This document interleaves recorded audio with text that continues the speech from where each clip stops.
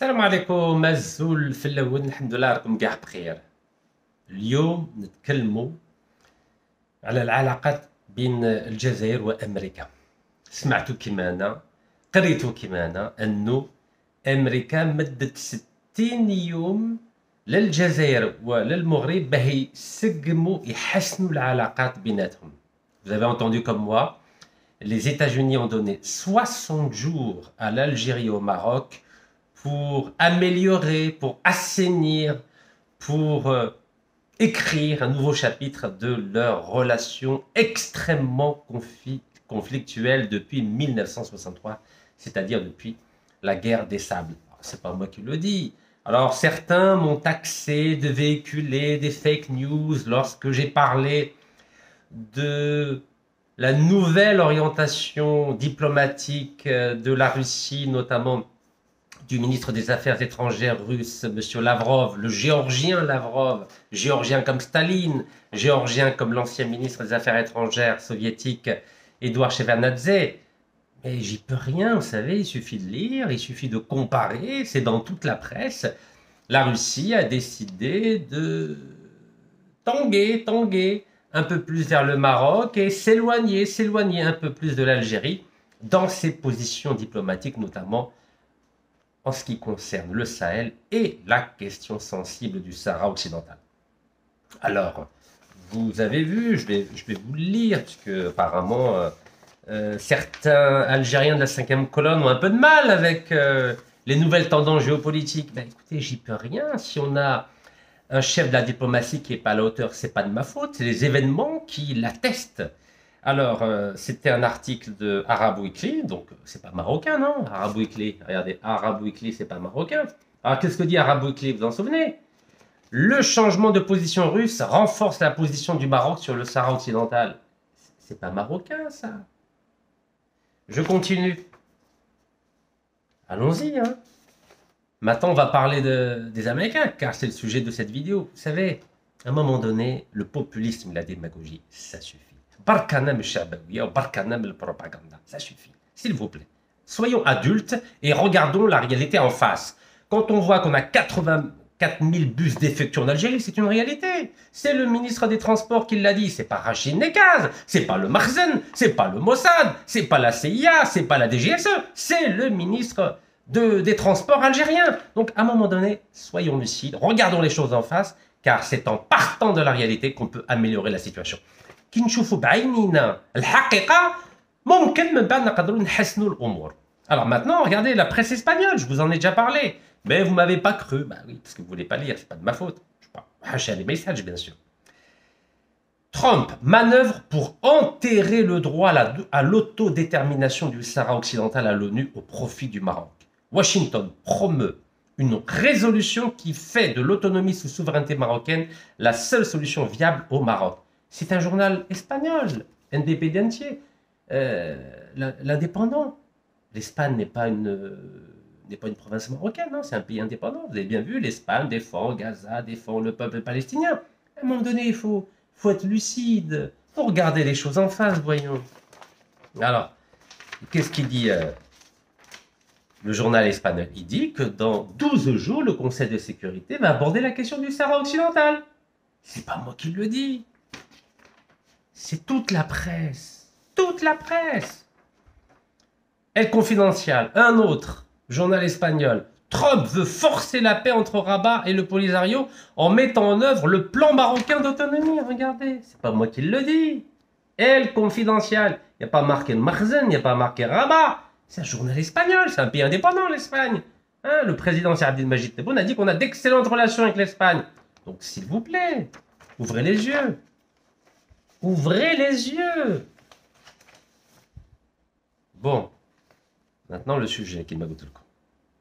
Algérie-Maroc, l'émissaire de Trump évoque un accord de paix imminent entre l'Algérie et le Maroc. Regardez, Algérie 360. C'est pas le Marzen, c'est pas Rachid Nekaz, c'est pas la DGSE. Ferro chouïa, ferro.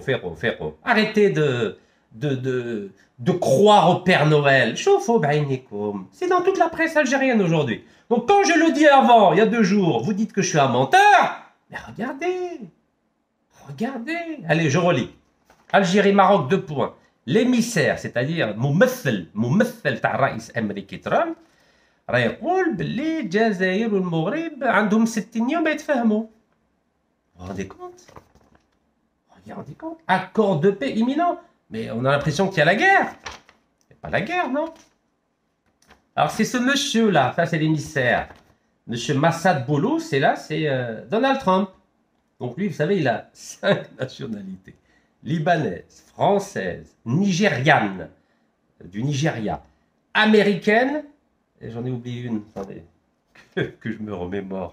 Et parce qu'en Algérie, on n'aime pas ceux qui ont plusieurs nationalités. Vous savez que c'est pour ça que j'ai abandonné ma nationalité française en 2013. Bah, ça m'a coûté 4 prisons en Algérie et une en France. Incroyable, hein? Donc nous, on veut faire du bien, on dit OK. La constitution algérienne, elle dit qu'il ne faut pas avoir plusieurs nationalités. Donc nous, naïfs, on renonce à la nationalité. C'était pour mieux me couler. Extraordinaire, hein? Alors c'est quoi ces nationalités? Donc alors j'ai dit libanaise, française, nigériane, américaine, libanaise. Eh, ya zamania. Incroyable, hein? Regardez ce monsieur. 5 nationalités. بصحتو. أنا عندي وحدة دخلت عليها للحبس. Extraordinaire, hein? Donc عنده 5 جنسيات. هذو ما يقولوش أيدي خارجية. Ah non. Vous savez, les Américains, ils prennent les meilleurs. يا جماعة الخير. Et là, on prend les médiocres. Allez, bismillah. Que dit Algérie 360, le journal algérien? C'est dans toute la presse. Hein. Alors, donc, Steve Witkoff, envoyé spécial des États-Unis pour les missions de paix, affirme dans un entretien diffusé sur CBS News, c'est une chaîne de télévision américaine, قناة أمريكية. هذا اللي راه يتكلف بالقضية الشرق الأوسط في أمريكا. Donc, un accord de paix entre l'Algérie et le Maroc est en préparation. راه يقول بلي الامريكان هي راه تحسن العلاقات بين الجزائر والمغرب. Incroyable. Donc لازم الامريكان يقولوا لنا بون يا برك انا مزقه بين المغرب والجزائر عندكم 60 يوم وتفاهموا. Donc cette déclaration prononcée lors de l'émission 60 minutes du 19 octobre. 19 octobre, ما عندهاش بزاف يامس. Suscite, c'est-à-dire provoque de vives réactions. Interrogé par la journaliste Leslie Stahl sur ses récents travaux, Witkoff répond « Oui, nous travaillons sur l'Algérie et le Maroc en ce moment. Il y aura un accord de paix là-bas, selon moi, dans 60 jours. 60 jours. C'est يوم. Donald Trump قال الجزائر والمغرب عندكم 60 يوم. عندكم 60 يوم باش تفهموا. لو كان ما تفهموش من هاك 60 يوم المطرق. Incroyable, la cour de récréation.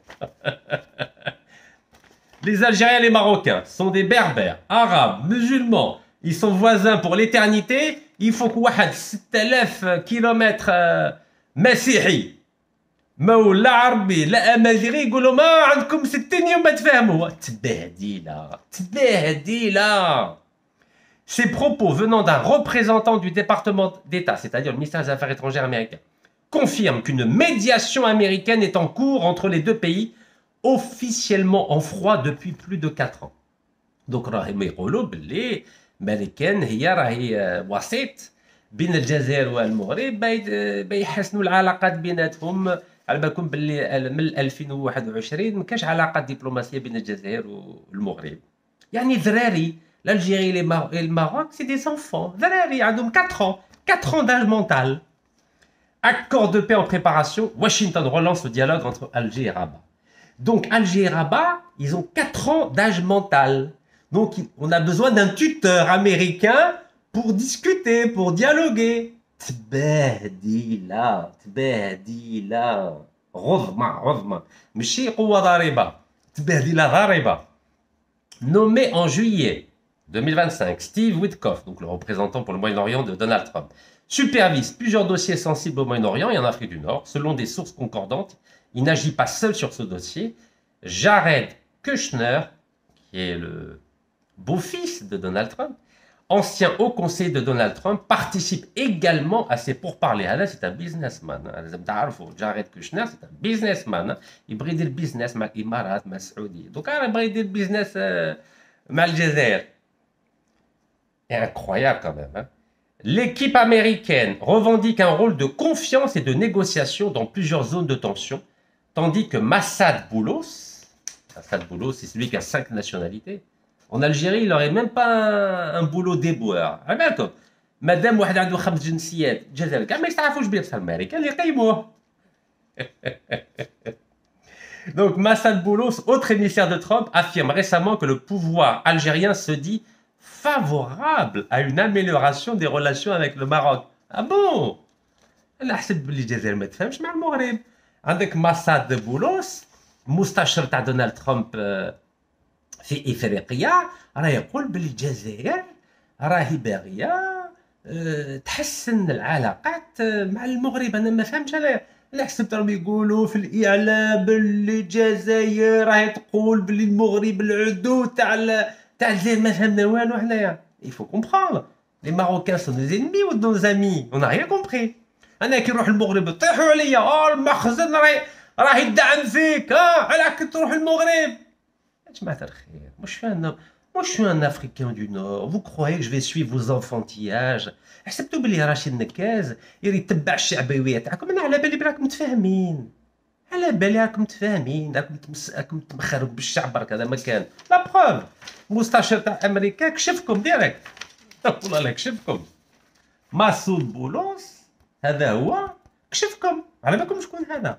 مستشار تاع دونالد ترامب. هذا وليدو ميكائيل هو مسيحي تاع لبنان.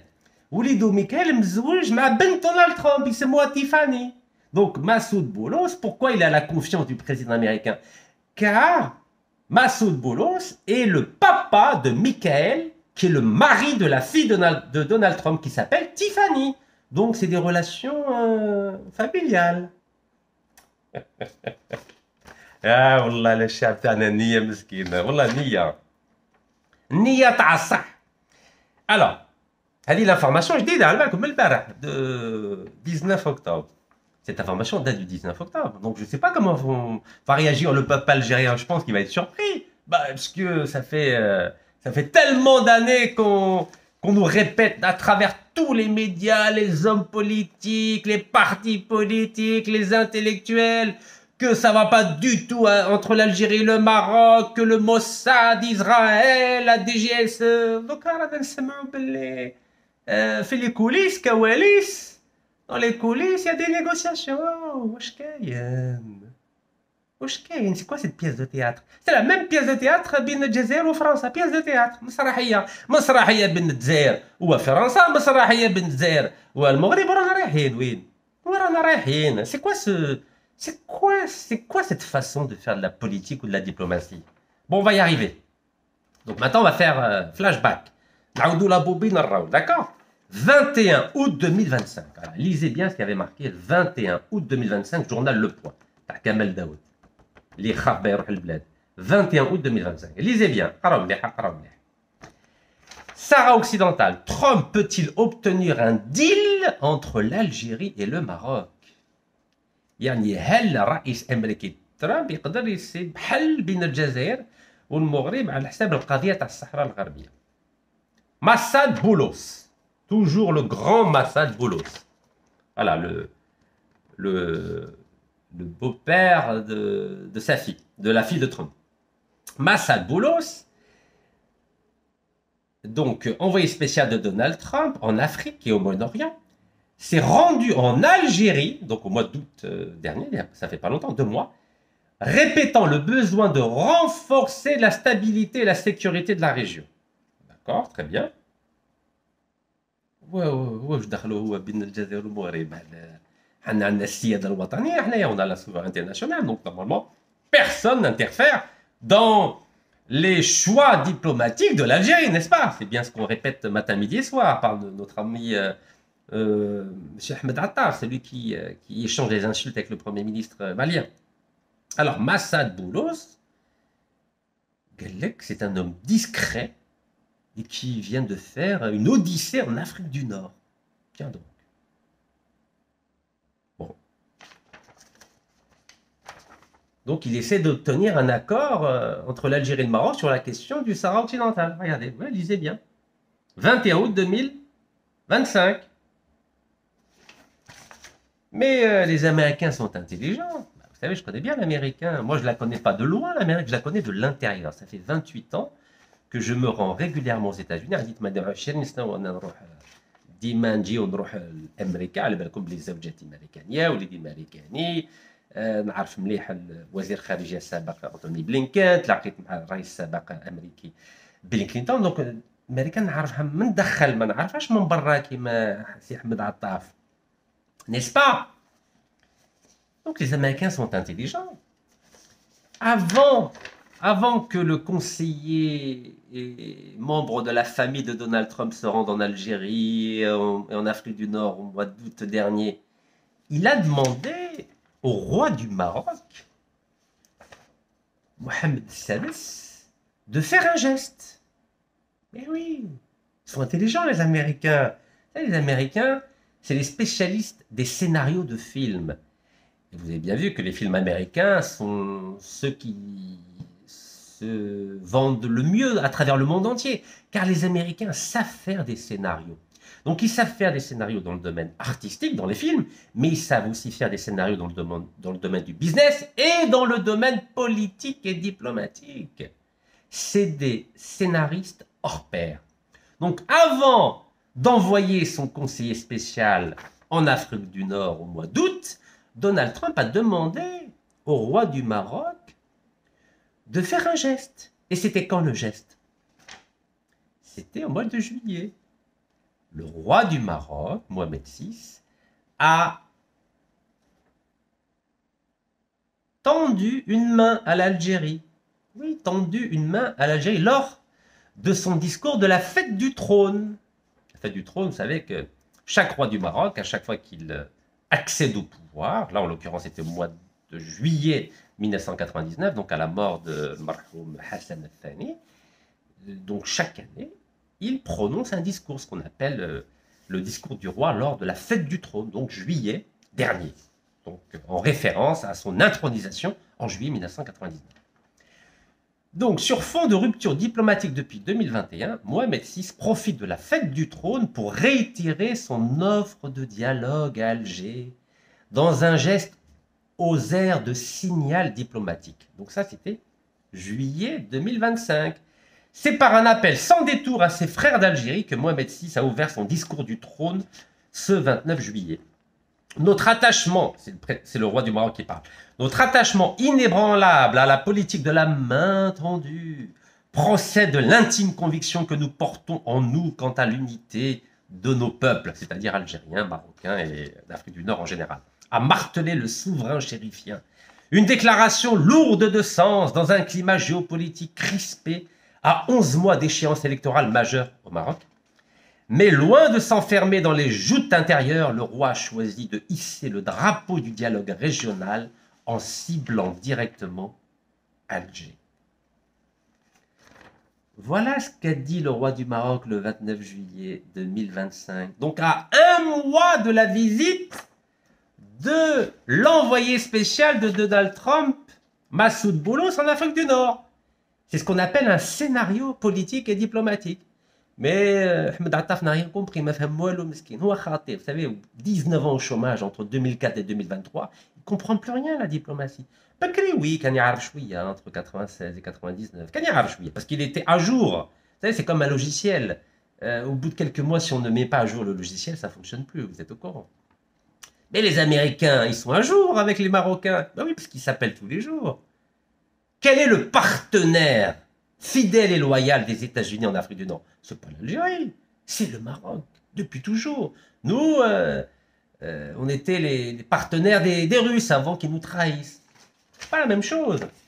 Donc vous avez compris, avant la visite de l'émissaire de Donald Trump en Afrique du Nord au mois d'août, les Américains ont demandé donc au roi du Maroc de faire un geste. Et c'est ce qu'il a fait lors du discours du trône du 29 juillet 2025. Mais Ahmed Attaf, mesquin, ma femme, wallo. Je me demande pourquoi il est toujours ministre. On est en train de subir humiliation sur humiliation, mais il est toujours là, ma femme, wallo. Comme avant lui, Ramtan Ramamra, humiliation sur humiliation, il persistait, il signait. Franchement, je crois qu'on adore les médiocres dans notre pays. On adore les médiocres et on adore les corrompus, on adore les amateurs et les incompétents. Ah, nous tous. Et là, maintenant, américaine, راح تقول bon, لازم تفهموا الجزائريين والمغاربه لازم تفهموا. Mais ben dis donc, c'est incroyable. Et je crois que les Algériens ne connaissent pas les Américains. Je crois qu'on en tout cas les décideurs algériens au ministère des Affaires étrangères, j'ai l'impression qu'ils ne connaissent pas les Américains. Mais عارفوش العقلية تاعهم, ما عارفوش logiciel américain. Je crois que les responsables de la diplomatie algérienne ne connaissent pas la boîte noire de l'Amérique. Vous savez, modestement, je la connais mieux qu'eux. Ben oui. Moi, je la vis à l'intérieur, l'Amérique, vous savez. C'est ça la grande différence entre ceux qui connaissent de l'intérieur la machine diplomatique américaine et ceux qui la connaissent à 6000 km en arrière. Ben oui. Vous savez, je ne peux rien pour vous. Hein. Vous allez connaître humiliation sur humiliation, je ne peux rien pour vous. Parce que Washington sait préparer et écrire des scénarios diplomatiques. Et nous, on va tomber dans le piège. Nous, on va être des figurants dans le scénario diplomatique américain. Là, vous ne voulez pas comprendre. Ah, vous savez, les Américains, surtout depuis que Donald Trump est au pouvoir, ils veulent montrer qu'ils sont contre la guerre. Vous avez vu, ils essaient d'arranger les choses entre l'Ukraine et la Russie, ils essaient d'arranger les choses entre le Hamas palestinien et le génocidaire israélien Benjamin Netanyahou. Ils ont mis fin à la guerre qui a duré 3 jours entre le Pakistan et l'Iran, entre le Pakistan et l'Inde, 2 puissances nucléaires. Ils ont mis fin à la guerre entre Téhéran et Tel Aviv qui a duré 2 jours. Ils ont mis fin à un conflit entre la République démocratique du Congo et le Rwanda. Et là, ils veulent mettre fin au conflit entre l'Algérie et le Maroc. À vrai dire, c'est un conflit de leadership. Vous savez, on n'a pas de problème entre l'Algérie et le Maroc. Le seul problème que nous avons, c'est qui va être le chef de l'Afrique du Nord. C'est tout. Vous croyez qu'on a un problème avec le Maroc, le Sahara occidental? C'est simplement un outil de leadership, rien d'autre. Vous croyez que les Marocains ou les Algériens pensent au peuple sahraoui? Oui, nous, bon, c'est vrai que l'Algérie a une finance, c'est vrai. Mais dans la boîte noire diplomatique, vous croyez qu'Ahmed Attaf s'intéresse au peuple sahraoui? Mais pas du tout, mais pas du tout. Pas du tout. Vous croyez que le roi, Nasser Bourita marocain, le ministre des Affaires étrangères marocain, s'intéresse au Sahraoui, au peuple sahraoui? Mais pas du tout. C'est simplement un outil de leadership régional. Donc revenons à Donald Trump. Donald Trump, il veut mettre fin au conflit qu'il y a dans certaines parties du monde parce qu'il espère avoir le prix Nobel de la paix. C'est son objectif. On n'a pas jugé de l'objectif du président de la première puissance mondiale. En tout cas, eu égard aux relations entre l'Algérie et le Maroc, vous savez qu'il y a eu d'autres pays dans le monde qui étaient fâchés pendant très longtemps. Alors on parle souvent du conflit qu'il y avait entre la France et l'Allemagne. Vous savez qu'il y a eu 3 guerres importantes entre la France et l'Allemagne. 1870, l'Allemagne a gagné, justement en récupérant l'Alsace et la Lorraine. 1914, toujours à cause de l'Alsace et de la Lorraine, la France a pu récupérer l'Alsace et la Lorraine. Et 1939-1945, toujours Alsace et Lorraine, les Allemands ont perdu l'Alsace et la Lorraine. 3 guerres, dont 2 guerres mondiales entre la France et l'Allemagne. Vous imaginez? Mais avant cela, il y a eu 1000 ans de conflits entre qui et qui? Entre la France et l'Angleterre, oui. 1000 ans. Oui, 1000 ans. 1000 ans. Il y a toujours une rivalité très, très importante entre la monarchie française et la monarchie anglaise. Oui, 1000 ans ça a duré. 1000 ans de mésentente cordiale. Il y a eu une fameuse guerre, une fameuse bataille qui a scellé pendant très longtemps le destin entre la France et l'Angleterre. C'était la bataille de Bouvines de 1214, remportée par la France. C'est à partir de 1214 que la France a commencé à avoir j'aimerais dire, un ascendant à la fois militaire et politique contre l'Angleterre, et cet ascendant a duré jusqu'à Louis XV, hein, c'est-à-dire 1715. À partir de cette époque-là, l'Angleterre a commencé à prendre le dessus sur la France. Et au XIXe siècle, l'Angleterre est devenue la première puissance mondiale avant que les États-Unis prennent le relais à partir de 1945. Donc tout ça pour vous dire, il y a souvent dans l'histoire des rivalités entre des pays. Alors nous, c'est vrai qu'entre l'Algérie et le Maroc, nous on joue dans la cour des petits. Vous savez, on est des petites puissances, on a des petits chars, on a des petits avions, des petits drones. Mais on n'est pas des puissances nucléaires. La France et l'Angleterre, ce sont des puissances nucléaires. L'Inde et le Pakistan, ce sont des puissances nucléaires. Les États-Unis et la Russie, ce sont des puissances nucléaires. Nous, on est des puissances du blabla, des mouches électroniques sur les réseaux sociaux. L'un attaque l'autre, l'autre attaque l'un. On est des petits-enfants. Et comme on est des petits-enfants, nous les Algériens, nous les Marocains, on a besoin d'avoir un maître d'école qui s'appelle Donald Trump, qui dit à Nasser Bourita et à Ahmed Atta, bon ça suffit maintenant, hein, vous allez arrêter d'échanger des insultes et des invectives, et maintenant je vous donne 60 jours pour vous mettre d'accord. Vous imaginez l'humiliation pour l'Algérie, pour le Maroc. Mais une humiliation suprême. 60 jours. Donc Donald Trump, plutôt M. Massoud Boulos, donne 60 jours à l'Algérie et au Maroc pour un accord de paix. تبهديلة تبهديلة. واحد مسيحي يقول المسلمين لازم تفهموا، لو كان ما تفهموش المطرقة المطرقة. عيب عيب عيب عيب عيب كبير عيب كبير. Vous savez, ce qui est intéressant dans cette histoire, c'est quoi? 60 jours, ça correspond à quoi? Vous avez fait le calcul, 60 jours? À peu près, hein. Vous savez, dans le scénario diplomatique américain, on joue sur les mots, hein, et sur les chiffres. Alors, on va calculer 60 jours. Donc là, on est le 20 octobre. Alors, rajoutons, ça fait 20 novembre, 20 décembre. Donc, juste avant Noël. C'est la fête des chrétiens, ça. Juste avant Noël et juste avant le départ de l'Algérie du Conseil de sécurité des Nations Unies. Ben oui, parce que le 31 décembre prochain, le 31 décembre 2025, l'Algérie va faire ses valises et va sortir du Conseil de sécurité des Nations Unies. Car depuis le 1er janvier 2024, l'Algérie était membre élu au Conseil de sécurité des Nations Unies en tant que membre non permanent. C'est un mandat de 2 ans. Et ce mandat, ben, il prend fin le 31 décembre. Donc, 11 jours avant de faire nos valises en tant que membre non permanent du Conseil de sécurité, ben, Donald Trump nous demande de faire un accord avec le Maroc, avec notre ennemi diplomatique. Bah, c'est des frères, nos Marocains, nos voisins de l'Ouest, mais sur le plan diplomatique, ce sont nos ennemis. Oui, parce que le Maroc préfère s'allier avec le génocidaire Netanyahou qui a massacré 70 000 Algériens, réduit à la famine 2,5 millions de personnes, plutôt que de trouver un deal avec l'Algérie. Oui, parce que le Maroc, je vous le rappelle, hein, bon là je sais que je vais fâcher mes frères marocains, je vous rappelle qu'au mois de novembre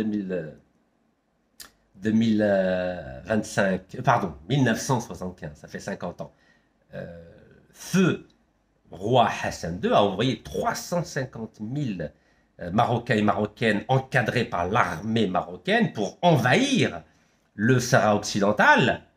Et 4 ans après, c'est ça? 79? Août 79? Je confonds à chaque fois. Hein. Attendez, il faut que je vérifie quand même. Pour pas dire de bêtises, heureusement qu'on a les réseaux. L'armée marocaine, cette fois-ci, c'était pas le peuple, hein, c'est l'armée marocaine qui a envahi un tiers du Sahara occidental qui était contrôlé par la Mauritanie. Vous en souvenez, ça? Août 79, je crois, mais je vais vérifier. Je vais vérifier pour pas dire de bêtises. Voilà. Et c'est là où ils ont pris Dakhla. L'armée marocaine a envahi le sud du Sahara occidental. Voilà, 14 août 1979. J'ai encore une bonne mémoire quand même. Hein. Voilà, 14 août 1979. Donc l'armée, pas le peuple hein, marocain, l'armée marocaine a envahi le tiers du Sahara occidental qui était sous le contrôle mauritanien depuis l'accord de Madrid. Vous savez que avant la mort du dictateur espagnol Francisco Franco, donc c'était au mois de novembre 1975, Madrid a réuni uniquement le Maroc et uniquement la Mauritanie pour partager le Sahara occidental, car les Espagnols voulaient partir du Sahara occidental. Et lors de ces accords de Madrid de novembre 1979, il a été convenu entre les trois, donc Espagne, Maroc, Mauritanie, que 2 tiers du Sahara occidental seraient sous contrôle marocain et 1 tiers, c'est-à-dire le sud du Sahara occidental, serait sous le contrôle de la Mauritanie. Mais lorsqu'il y a eu un changement politique en Mauritanie en 1978, la Mauritanie a dit maintenant, je veux me retirer du sud du Sahara occidental et je veux laisser la gestion de ce tiers du Sahara occidental au Polisario. Donc il y a eu un accord à Alger. La première semaine, je crois que c'était le 9 août 1979, il y a un accord à Alger, donc entre la Mauritanie et le Polisario, pour que le Polisario contrôle le sud du Sahara occidental. Et Hassan II n'a pas apprécié feu Hassan II. Qu'est-ce qu'il a fait? Il a envoyé l'aviation marocaine pour bombarder et prendre le dernier tiers du Sahara occidental. Et oui. Donc ça s'est fait en 2 temps. Novembre 75, 2 tiers, donc 2 tiers nord du Sahara occidental étaient sous le contrôle marocain. Et août 1979, le dernier tiers, grâce à l'aviation, donc à l'armée marocaine, ce dernier tiers a été pris par le Maroc. Et à ce jour, 80% du territoire du Sahara occidental est sous le contrôle illégal sur le plan international de l'armée marocaine. Et 20% totalement désertique est une bande, on va dire, occupée par le Polisario, mais à vrai dire, ils n'occupent rien du tout puisqu'il n'y a que du sable.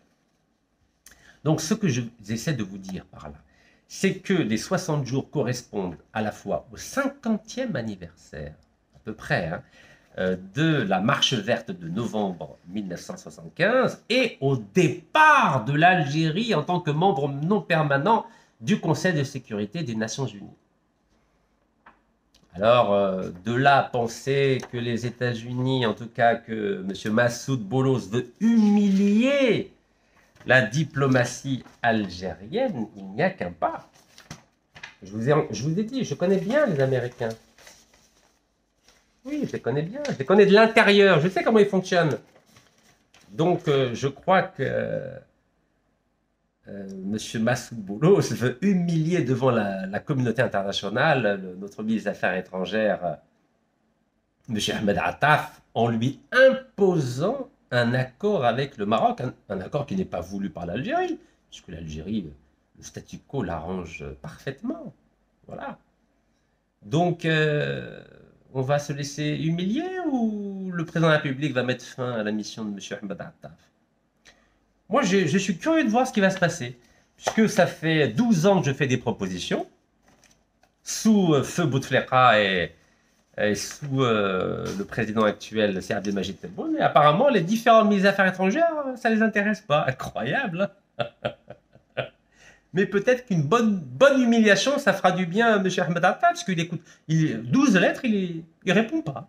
Mais allez, balouche gare. Ah, M. Ahmed Attaf, viens. M. Ahmed Attaf, viens. M. Ahmed Attaf, il faut qu'il lise un peu des livres, M. Ahmed Attaf. C'est bien de préfacer des livres, comme celui de l'ensemble des discours de feu Dr Ahmed Taleb Ibrahimi, ancien ministre des Affaires étrangères algérien de 82 à 88. Mais il faut qu'il lise des livres un peu. Hein. Regardez, de Gilbert Minier, le grand historien, qui vraiment un grand spécialiste de l'Algérie du Maghreb. L'Algérie, cœur du Maghreb classique. Il faut lire. L'Algérie est au cœur du Maghreb, de l'Afrique du Nord. L'Algérie doit avoir un rôle tampon, de médiateur. C'est pas quelqu'un qui a 6000 km qui doit nous imposer, nous dicter notre diplomatie. Mais comme on n'a pas de diplomatie, vous croyez qu'on a une diplomatie avec Ahmed Attaf? Vous croyez que la diplomatie, c'est d'échanger des insultes avec le Premier ministre du Mali? Non, c'est pas ça la diplomatie. Non. Ce n'est pas cela la diplomatie. Je suis désolé. Parce que M. Ahmed Attaf, bah, il préfère cautionner des contrats avec la mafia du gaz et du pétrole indonésien. Pertamina. Eh oui. Là, on le voit avec la ministre des Affaires étrangères de l'Indonésie. Regardez, c'est dans la presse indonésienne. L'Indonésien Pertamina va investir 900 millions de dollars en Algérie. Là, il est content, hein, parce qu'il a cautionné un contrat signé par le ministre de l'Énergie, M. Mohamed Arqab. Donc, Mohamed Arqab a signé en juin 2023 la prolongation pendant 35 ans d'un contrat avec Pertamina qui possède 65% du gisement de Menzel Lejmet Nord. C'est un gisement pétrolier de 35 000 barils jour. Et le projet, c'est de le porter à 50 000 barils jour. Donc nous, on a 0%. Hein, mais ça ne dérange pas M. Mohamed Arqab. Donc ça, c'était en juin 2023. Et en décembre 2023, le ministre des Affaires étrangères, M. Ahmed Attaf, a cautionné la prolongation de ce contrat de 35 ans. Eh oui. Et Pertamina, c'est qui? Pertamina, regardez, hein, Pertamina, c'est la mafia du pétrole et du gaz en Indonésie. Eh oui, mafia du gaz et du pétrole.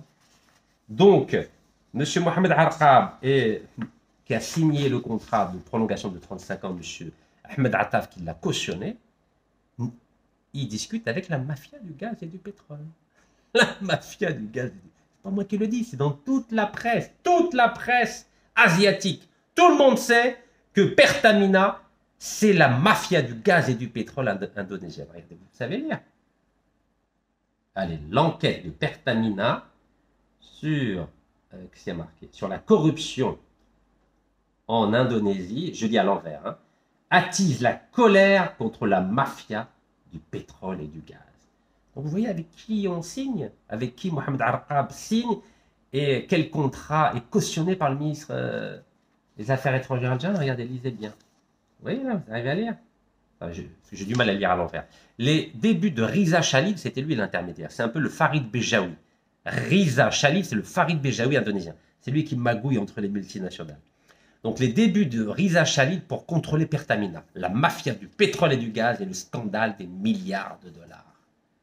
Vous vous rendez compte? Ça, c'est dans la presse indonésienne. C'est lui, Riza Khalid. Et donc, ce scandale énorme, représente 17 milliards de dollars de corruption. Donc, Pertamina,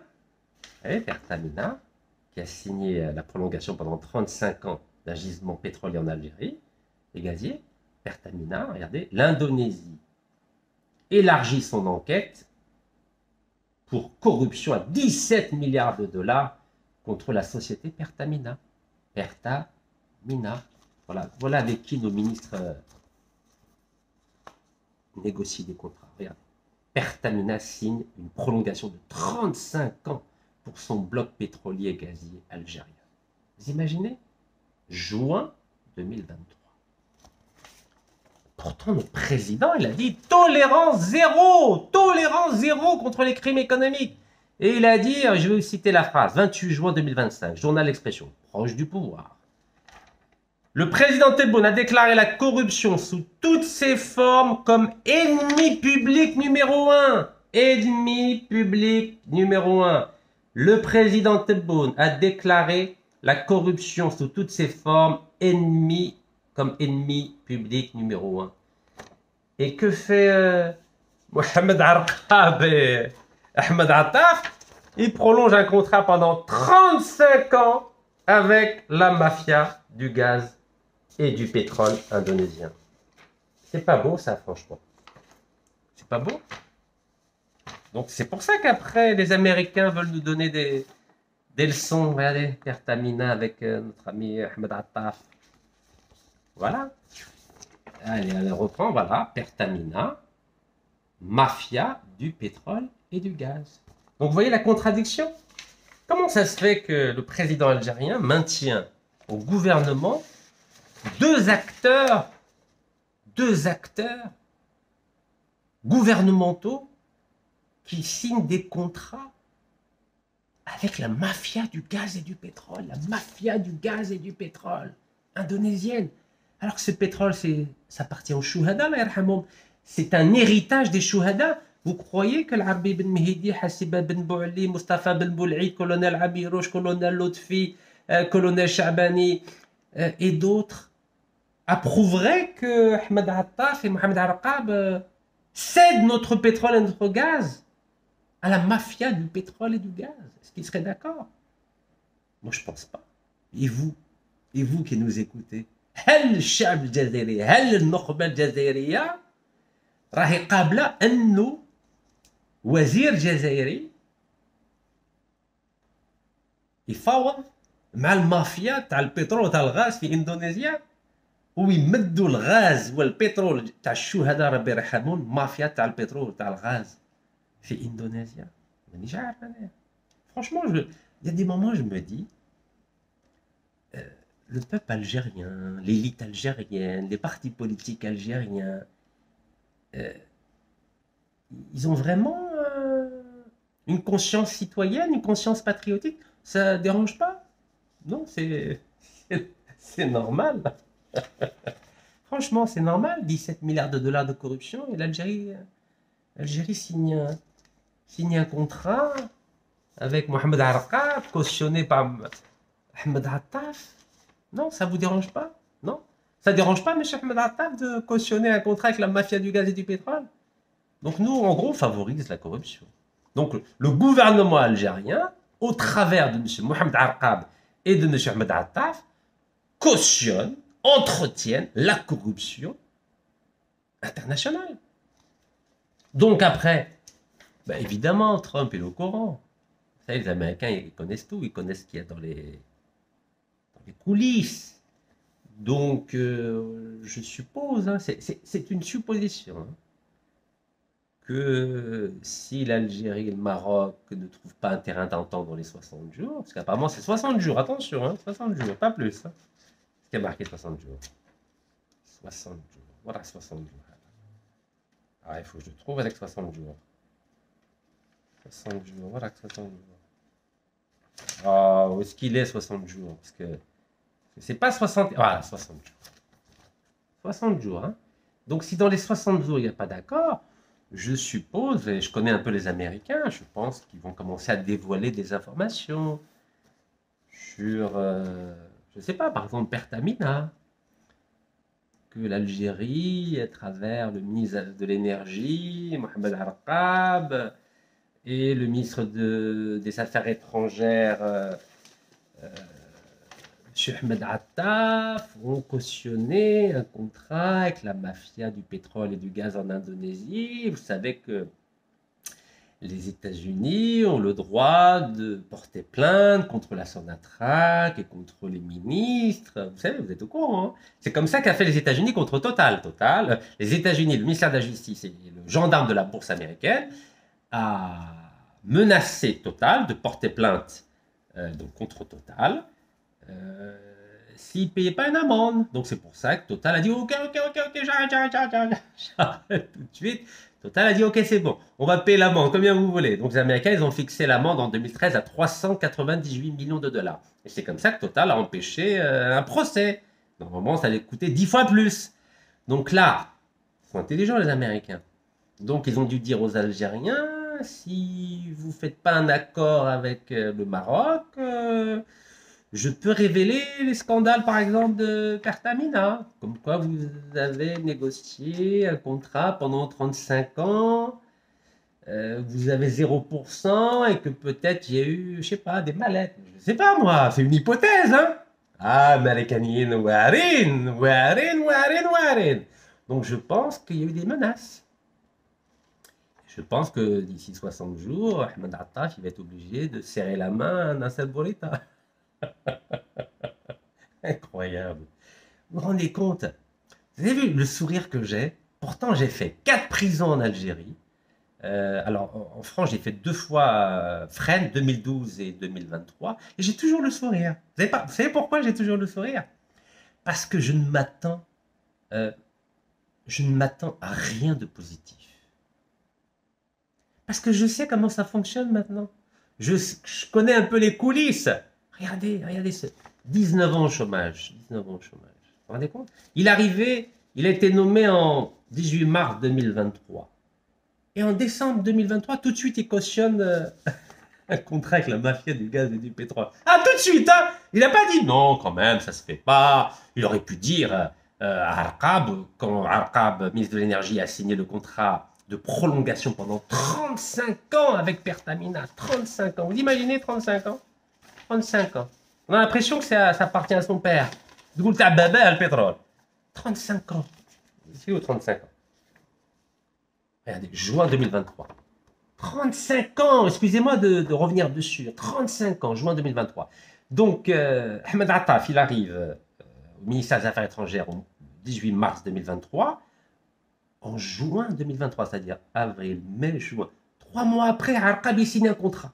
Et après, le mesquine Ahmed Attaf, parce que le mesquine, bah oui, 19 ans au chômage, il veut avoir les honneurs, les privilèges. Ben, décembre, il cautionne le contrat avec la mafia du gaz et du pétrole. Regardez. 21 décembre 2023, regardez. 21 décembre 2023, avec la ministre des Affaires étrangères. Ben oui, il était content de jouer dans la cour des grands, mais le problème, c'est que Pertamina, c'est pas une société recommandable. Vous vous rendez compte? C'est la justice indonésienne qui dit qu'il y a un scandale de corruption de 17 milliards de dollars. Aïe, aïe, aïe, aïe, aïe. Où sont les principes? Regardez. L'Indonésie a élargi son enquête pour corruption de 17 milliards de dollars sur Pertamina, impliquant 18 personnes, dont des dirigeants et un négociant pétrolier influent. L'enquête porte sur une grave mauvaise gestion du négoce pétrolier et a entraîné des pertes pour l'État indonésien de 17,58 milliards de dollars, 11 juillet 2025. Lisez. Vous rendez compte? 11 juillet 2025. Mafia du pétrole et du gaz. Voilà avec qui on traite. Il n'y a pas que Total, hein, il n'y a pas que Eni, il n'y a pas que Sinopec, le chinois. Mohamed Arqab, ministre de l'énergie, lui, il passe son temps à signer avec des multinationales corrompues, condamnées pour corruption.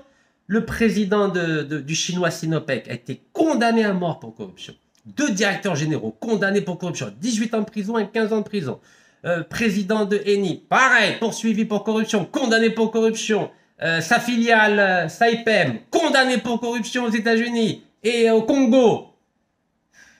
Total, condamné pour corruption en Algérie, condamné pour corruption en France, condamné pour corruption aux États-Unis. Et nous, malgré des directives extrêmement claires du président algérien Sir Abdelmajid Tebboune, bah, je sais pas, on continue à financer la corruption internationale. Ben, c'est ce qu'on appelle, ça s'appelle le financement de la corruption internationale. Voilà, donc on a 2 ministres qui ou signent, comme Mohamed Arqab, ou cautionnent la corruption internationale. Donc, alors, qu'est-ce qu'on va faire maintenant? Donc, vous voyez, Donald Trump et ses émissaires, bah, ils connaissent tout ça. Surtout qu'on a vu qu'il n'est pas très doué. Il n'est pas très doué, Ahmed Attaf, en diplomatie. Hein. Regardez, Ahmed Attaf, miskin. Regardez, regardez ce qu'il a dit. Plainte devant la Cour internationale de justice. L'Algérie fustige la junte militaire au Mali. Oh là là. Vous croyez que c'est de la diplomatie, ça? Ben dis donc, c'était ça, un journal algérien. Donc ça, c'était quand ça? 20 septembre 2025.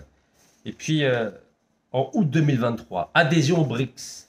Il y a eu 6 pays qui ont été admis, 6, parmi lesquels, je parle des Africains, hein, Éthiopie, Égypte. Et nous, l'Algérie, regardez. L'Algérie doit encore attendre. Oh, mskina, Bladna mskina, bah oui. Quand on est défendu par un homme au chômage pendant 19 ans, vous attendez à quoi, hein? Vous croyez que l'Ahdar Belloumi ou Araba Madjer, s'ils jouent dans l'équipe nationale, vous croyez qu'ils vont marquer des buts? Mais non, ils sont fatigués, ils sont vieux maintenant. C'est fini. Et ça fait trop longtemps qu'ils sont au chômage sportif. La Ghaleb, ouais, ils jouent le week-end, mais vous savez, pour jouer dans la cour des grands, il faut jouer tous les jours. 19 ans, sans rencontrer de ministre, sans rencontrer de président, sans rencontrer des diplomates. Vous attendez à quoi? Vous attendez à quoi? Alors, nos amis américains, vous savez, l'Amérique, les Américains, ils rigolent pas, les Américains. C'est des professionnels, les Américains. Donc, est-ce que vous pensez, c'est une question que je vous pose, hein. Vous pensez qu'à l'époque de Feu Houari Boumedienne, vous croyez qu'on aurait un conseiller, un simple conseiller, hein? Parce que là, c'était pas Marc Rubio qui a donné 60 jours à l'Algérie et au Maroc pour un accord de paix. Non, c'est un simple conseiller. Un conseiller qui est le beau-père de la fille de Donald Trump, c'est tout. C'est tout ce qu'il a comme médaille, j'aimerais dire. Vous croyez qu'à l'époque de Feu Houari Boumedienne, vous aurez un conseiller comme M. Massad Boulos qui lui aurait dit نعطيك 60 يوم attention نعطيك 60 يوم في يدك تحسن العلاقات مع اخوك المغربي. Vous vous rendez compte? L'insulte. Jamais, je dis bien jamais, au temps de Feu Houari Boumedienne, un conseiller américain se serait permis de donner 60 jours à la diplomatie algérienne pour négocier un accord avec le Maroc. Je dis bien jamais. Jamais. Là, vous voyez Henry Kissinger, le secrétaire d'État américain du président Nixon, considéré comme le plus grand diplomate du XXe siècle, qui a toujours soutenu l'État d'Israël. Toujours. Vous voyez avec quel respect il s'adresse au président. Il s'adressait, les deux sont morts, il s'adressait au président algérien. Vous voyez? Vous croyez qu'il serait permis de dire à Feu Houari Boumedienne, je vous donne 60 jours pour négocier un accord avec le Maroc, ou alors avec Israël, avec le génocidaire de Tel Aviv? Jamais. Au grand jamais. Il y avait du respect. Il y avait du respect. Aujourd'hui, on a mis les affaires étrangères qui échangent des insultes à l'ONU devant la terre entière. C'est pour ça qu'on n'est pas respecté. Vous croyez que l'ancien président américain, Donald Reagan, qui a accueilli triomphalement le couple présidentiel algérien, Feu Chadli Benjedid, et sa magnifique épouse, la première dame d'Algérie, Madame Halima Benjedid, vous croyez que Donald Reagan, le président américain, aurait exigé du président Feu Chadli Benjedid, vous avez 60 jours pour négocier avec le Maroc, vous croyez?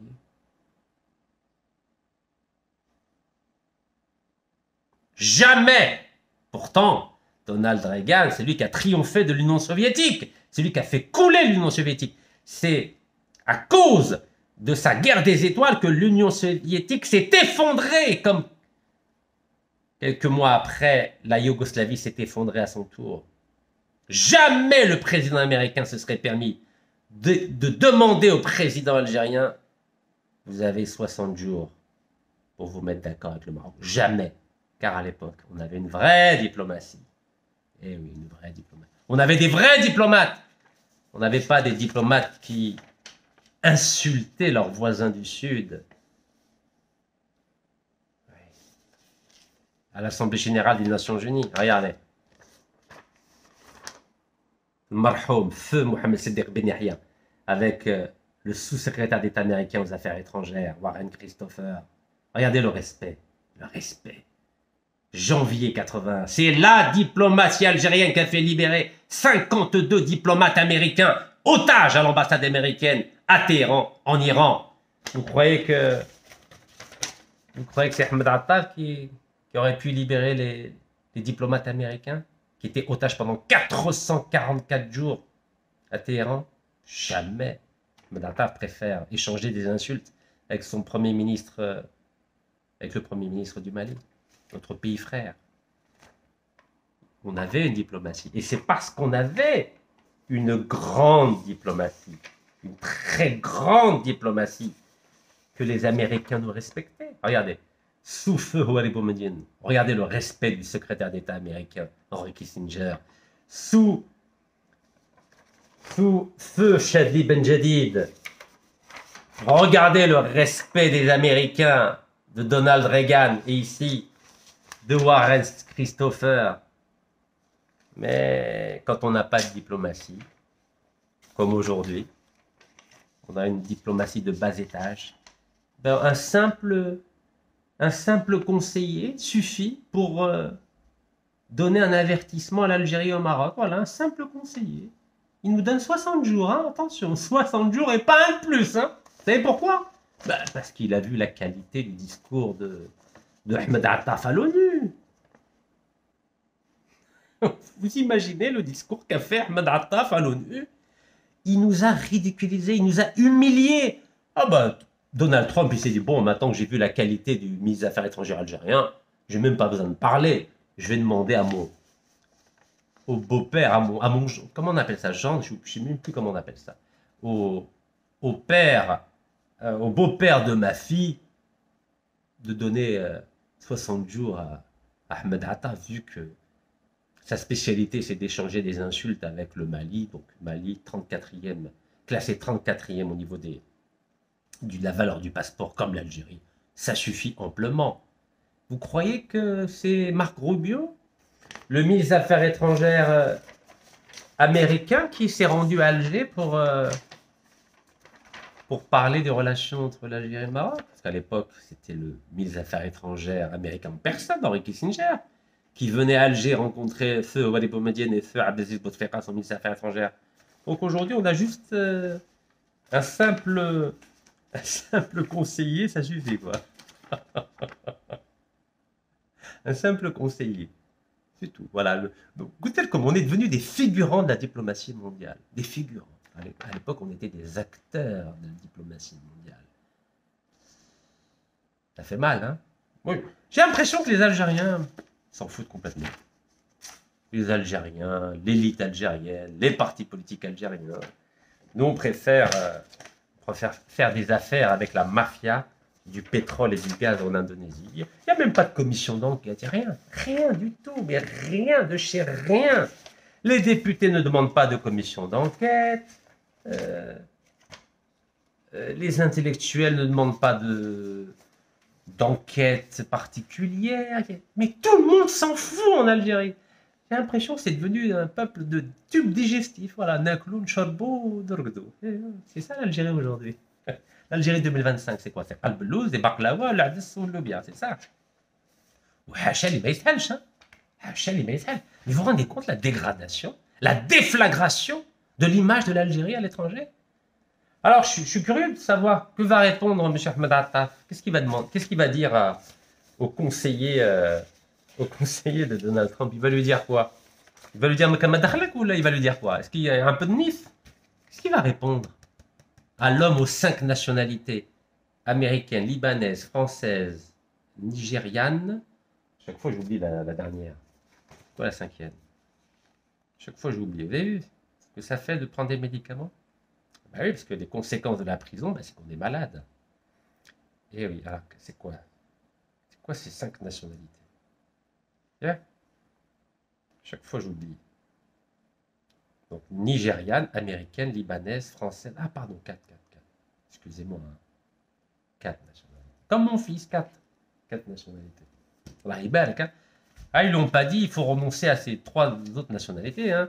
Vous croyez que Donald Trump a demandé à Massoud Boulos de renoncer à sa nationalité libanaise, nigériane et française pour être conseiller? Pas du tout. Regardez, Netanyahou, il a 2 nationalités, israélienne et américaine. Personne lui a demandé de renoncer à sa nationalité. Mais nous, en Algérie, attention, Ayedi Kharidjiya. Mais ça, c'est du Ayedi Kharidjiya. Un Américain aux 4 nationalités qui oblige l'Algérie à signer un accord, on va dire un accord tout court avec le Maroc. Wow. Ça s'appelle Ayedi Kharidjiya bima'na al-kalima. Hein.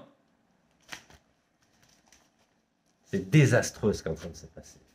Vous vous souvenez quand je vous ai parlé de Charles Darwin? Alors les gens m'ont dit, oh là là, attention, hein, Ahl al-Kitab, nous, on est contre la théorie d'évolution. Mais soyez intelligents. Je vous parle de la phrase, de l'intelligence de la phrase. Je ne suis pas en train de vous dire, oh attention, hein, Charles Darwin, hein, Lui c'est la théorie de l'évolution, nous en tant que musulmans on ne la reconnaît pas. Mais ça n'enlève en rien la pertinence de la phrase de Charles Darwin, que je vais répéter. Les espèces qui survivent, les espèces vous pouvez remplacer, hein, les États qui survivent, ou les hommes qui survivent, ou les femmes qui survivent. Ah, je vais dire les États, ça va être plus simple. Ou les gouvernements.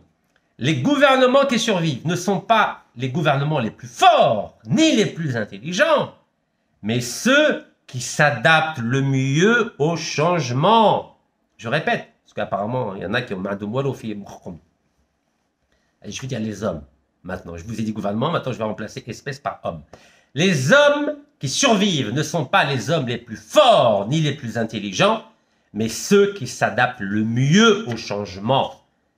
À un moment donné, vous savez, il y a des moments où je me dis, attendez, je m'adresse à des gens intelligents ou à des cerveaux copier-coller. Mais vous comprenez, Hachel et Mesté à louche, bien sûr. Hein. Quand est-ce que vous allez faire preuve d'intelligence? Lisez bien. Donc là, vous voyez bien que les Américains considèrent les Marocains et les Algériens comme des gens, des gouvernements qui ne sont pas capables de s'adapter. C'est pour ça qu'ils sont obligés de les menacer ou de leur donner des avertissements. Mais on ne mérite que ce qu'on a, n'est-ce pas? Alors, je vais finir cette vidéo en vous parlant de ce que j'avais dit, ce que j'avais écrit dans mon 6e livre, Mon combat contre la dictature algérienne, que j'ai publié lorsque j'étais en Algérie. شكون اللي راجل في البلاد ولا مرأة اللي عنده الكوراج باه يكتب كتاب كيما هذا وهو ساكن في البلاد. Il n'y en a pas un, je dis bien pas un dans l'histoire de l'Algérie. Ah ben ça m'a coûté la prison 2 mois après, mais c'est pas grave. Il a été publié en mars 2022, aux éditions Max Milo. Avril-mai, le 14 mai, j'ai été emprisonné. C'est beau, hein? Bon, j'ai quand même pas dit que des conneries dans ce livre. Alors, qu'est-ce que j'ai dit?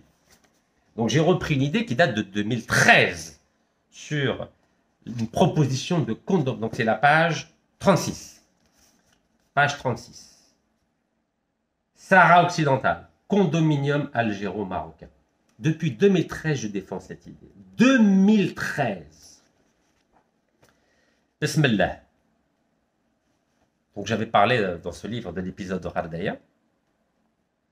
Alors, mon plan de sortie de crise est le suivant. Mettre en place un condominium, c'est-à-dire double souveraineté, algéro-marocain sur le Sahara occidental pendant 10 ans, sur le modèle de la principauté d'Andorre, dont les 2 souverains sont l'évêque espagnol d'Urgell et le président français. Après cette période de 10 ans, un référendum avec 3 questions serait organisé sous l'égide des Nations Unies. Lors de cette consultation démocratique, les Sahraouis devront répondre à 3 questions. Oui ou non, souhaitez-vous continuer à vivre sous le régime du condominium algéro-marocain, c'est-à-dire double souveraineté? Deuxième question. Oui ou non, souhaitez-vous opter pour l'indépendance du Sahara occidental? Troisième question. Oui ou non, souhaitez-vous l'autonomie au sein du royaume du Maroc? À mon sens, ce plan a 3 avantages. D'une part, il met fin à l'hypocrisie politique d'Alger qui se targue d'être à l'écart du dossier tout en manœuvrant en coulisses.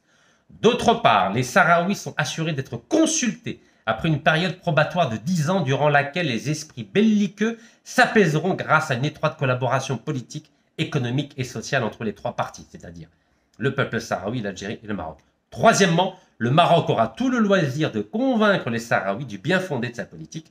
Depuis les années 30, l'Italien Antonio Gramsci, il y a un peu de référence intellectuelle, nous avait expliqué, donc Antonio Gramsci nous avait expliqué que la force d'un État ne suffit pas à imposer une politique. La force d'un État ne suffit pas à imposer une politique. Il faut que ces dirigeants soient en mesure de faire naître le consentement de leur peuple. Pour sortir d'un conflit, quel qu'il soit, la force est donc inséparable du consentement. Voilà ce que j'écrivais. Mars 2022, je reprenais une idée que j'avais développée lors d'une émission à la télévision algérienne, de plusieurs émissions d'ailleurs, donc notamment sur DLTV et El Jazeera. Oui, c'est bien ça, El Jazeera One. Et donc, sur le principe de la double souveraineté entre l'Algérie et le Maroc pour mettre fin au conflit au Sahara occidental. Mais ni à l'époque de feu, à l'époque c'était sous feu Abdelaziz Bouteflika. Le ministre des Affaires étrangères, c'était Ramdan Maramamra, donc je lui ai envoyé pareil, une dizaine de lettres, il n'a jamais voulu répondre. Ni là, avec Ahmed Attaf, il n'a jamais voulu répondre. Mais à force de jouer les arrogants, qu'est-ce qui va se passer? Ben, c'est les Américains et les Russes qui vont vous imposer leur décision. La décision, ça va être quoi? Ça va être l'autonomie. Le plan d'autonomie marocain, pourquoi? Parce qu'au moins le Maroc, il a évolué entre 1975 et 2007. En 2007, il a proposé un plan d'autonomie au Sahara occidental, mais l'Algérie n'a pas évolué du tout. L'Algérie dit toujours, nous, on respectera que la résolution des Nations Unies. Mais les Nations Unies, je vous l'ai expliqué hier, c'est 5 pays, les Nations Unies. C'est pas 193 pays, c'est 5. États-Unis, Russie, Chine, Angleterre, France. Si les 5 sont d'accord, ben, il y aura une résolution. Et s'ils sont d'accord pour approuver le plan d'autonomie marocain, mais vous serez obligé de le respecter, puisque vous avez toujours dit, vous ne respecterez que les résolutions des Nations Unies. Et là, on sera échec et mat. Donc, il vous reste 11 jours. 11 jours pour reprendre mon idée. 11. Je vous l'ai déjà envoyé, mais je peux vous la renvoyer avec plaisir, puisque M. Ahmed Attaf, apparemment, est très intelligent.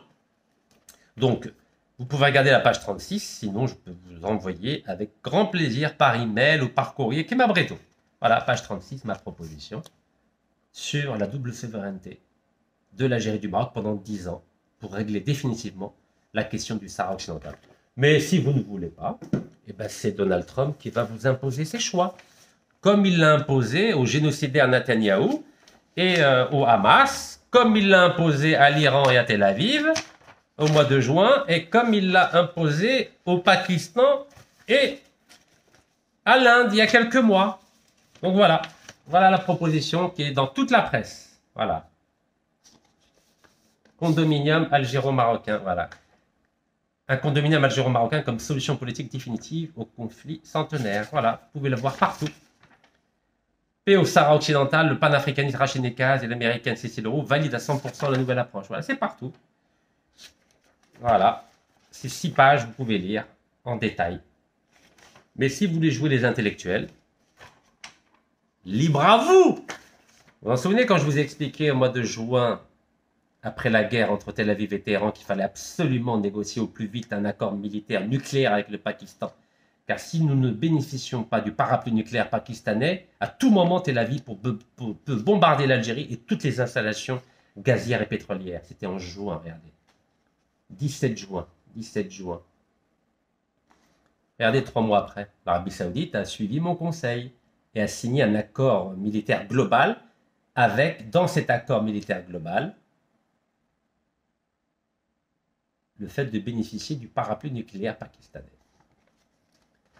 Donc, raskom khchine, raskom khchine. Je sais que c'est désagréable, mais c'est l'intérêt de l'Algérie avant tout.